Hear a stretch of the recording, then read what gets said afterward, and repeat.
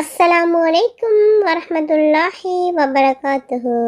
எங்கள் கண்மணி நாயகம் ஸல்லல்லாஹு அலைஹி வஸல்லம் அவர்கள் எல்லா நேரங்களிலுமேயே இதை ஓதிக்கொண்டே இருப்பார்களாம்.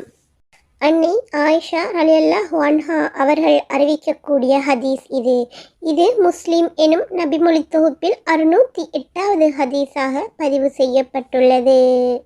நபிகள் நாயகம் ஸல்லல்லாஹு அலைஹி வஸல்லம் அவர்கள் எல்லா நிலைகளிலுமே உயர்ந்தோனாகிய அல்லாஹ்வை திக்ர் செய்து கொண்டே இருப்பார்கள் என்று ஆயிஷா ரலியல்லாஹு அன்ஹா அவர்கள் அறிவிக்கின்றார்கள்.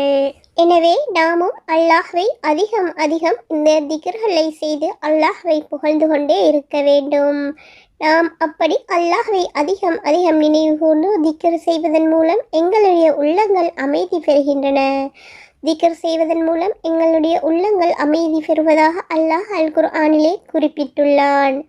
எனவே நாமும் எங்களுக்கு எங்களுடைய மார்க்கத்தில் எவ்வகையான திக்ர்கள் கற்றுத்தரப்பட்டிருக்கிறதோ அனைத்து திக்ர்களையும் செய்து அல்லாஹ்விடம் நன்மைகளை பெற்றுக்கொள்வோம், உள்ளங்களுக்கு அமைதியை பெற்றுக்கொள்வோம். இந்த திக்ர்கள் செய்வதன் மூலம் எங்களுடைய வாழ்விலும் பரக்கத் ஏற்படுகின்றது. நெருக்கடிகளை விட்டு அல்லாஹ் எங்களை பாதுகாக்கின்றான். இந்த திக்ர்கள் தான் ஒவ்வொரு நபிமார்களையும் நெருக்கடிகளிலிருந்து பாதுகாத்திருக்கின்றது.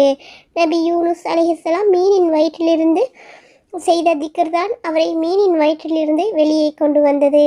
நபி இப்ராஹிம் அலைஹிஸ்ஸலாம் அவர்களை நெருப்பில் போட்டபோது அவர்கள் செய்ததும் திக்ர் தான். அதே போன்றுதான் அனைத்து நபிமார்களும் தங்களுடைய வாழ்க்கையில் பல கஷ்டங்களையும் சிரமங்களையும் அனுபவித்த போதும் அல்லாஹ்வை மறக்காமல் அனுதினமும் திக்ர் செய்து கொண்டே இருந்தார்கள். எனவே நாமும் எங்களுடைய வாழ்விலும் அனுதினமும் அல்லாஹ்வை திக்ர் செய்து கொண்டே இருப்போம்.